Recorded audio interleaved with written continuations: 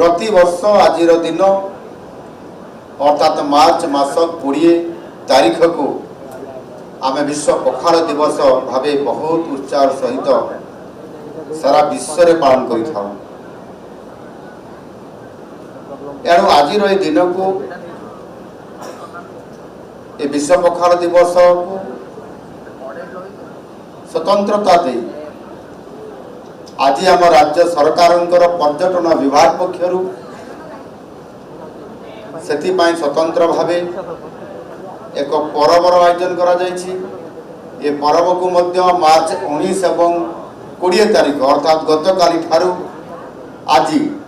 ये 2 दिन धरी प्रथम थर पर 2 दिनिया पखाड़ पर्वर ये आयोजन भव्य और दिव्य भाव में करा जायछि। जी देखिबो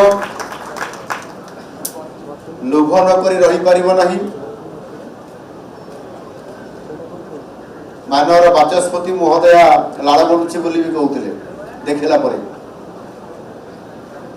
मत भी इंगित करी कहते पूर्वर केवल पखाड़ दिवस भाव गोटे दिन होता एथर 2 दिन धरी हो जो पखाड़ डाहाण पटे इे सुस्वादु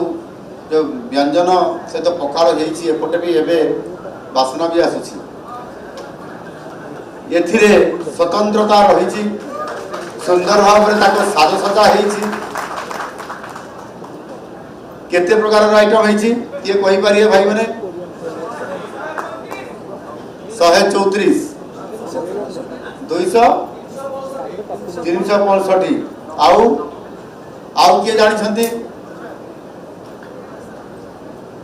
मो पाखे जहाँ रिपोर्ट अच्छी अधिकारी तरफ 326 प्रकार ओडिया सुस्वाद खाद्य प्रस्तुत 326 प्रकार